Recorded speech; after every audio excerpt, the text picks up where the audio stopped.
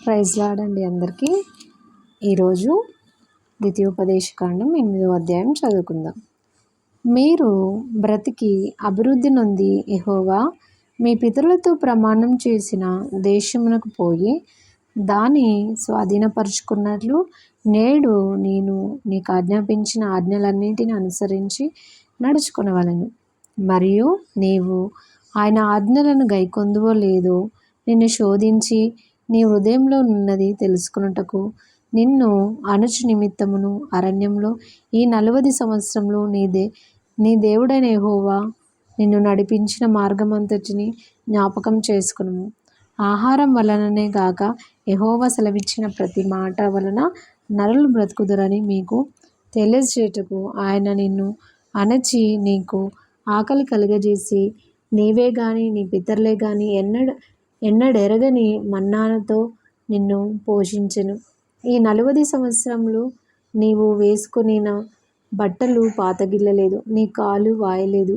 ఒకడు తన కుమారుని ఎట్లు శిక్షించును అట్లే నీ దేవుడైన యెహోవా నిన్ను శిక్షించువాడని నీవు తెలుసుకుని ఆయన మార్గంలో నడుచుకున్నట్లును ఆయనకు భయపడునట్లును నీ దేవుడైన యెహోవా ఆజ్ఞలను గైకొనవలెను. నీ దేవుడైన యెహోవా నిన్ను మంచి దేశంలో ప్రవేశపెట్టును.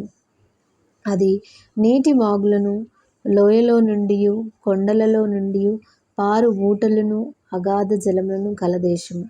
అది గోధుమలు, యావలు, ద్రాక్ష చెట్లు, అంజూరపు చెట్లు, దానిమ్మ పండ్లను గల దేశము. ఒలీవ నూనెయు తేనెయు గల దేశము. కరువు అనుకొనకుండా నీవు ఆహారం తిను దేశము. అందులో నీకే లోపం ఉండదు. అది ఇనుపరాళ్ళు గల దేశము.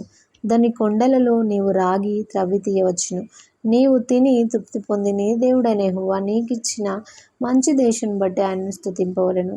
నేడు నేను నీకు ఆజ్ఞాపించు ఆయన ఆజ్ఞలను, విధులను, కట్టడలను నీవు అనుసరింపక నీ దేవుడైన యెహోవాను మరచి కడుపార తిని మంచి ఇండ్లు కట్టించుకొని వాటిలో నివసింపగా నీ పశువులు నీ గొర్రె మేకలను వృద్ధి అయి నీకు వెండి బంగారం విస్తరించి నీకు కలిగినదంతా వర్ధిల్లినప్పుడు నీ మనసు మందించి దాసుల గృహమైన ఐగుప్తు దేశంలో నుండి నిన్ను రప్పించిన నీ దేవుడైన యెహోవాను మరచెదవేమో. తాపకరమైన పాపములను తేళ్లును కలిగి ఎడారి అయి నీళ్లు లేని భయంకరమైన ఆ గొప్ప అరణ్యంలో ఆయన నిన్ను నడిపించెను. రాతి బండ నుండి నీకు నీళ్లు తెప్పించెను.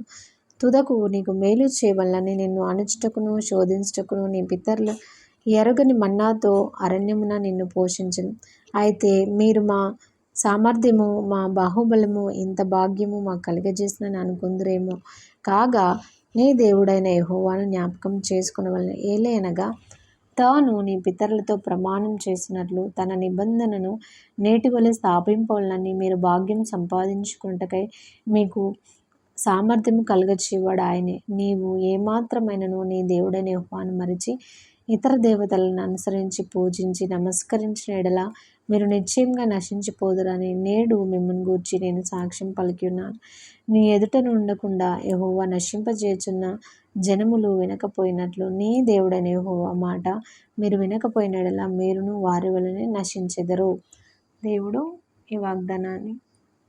దేవుడి వాక్యాన్ని దీవించును గాక.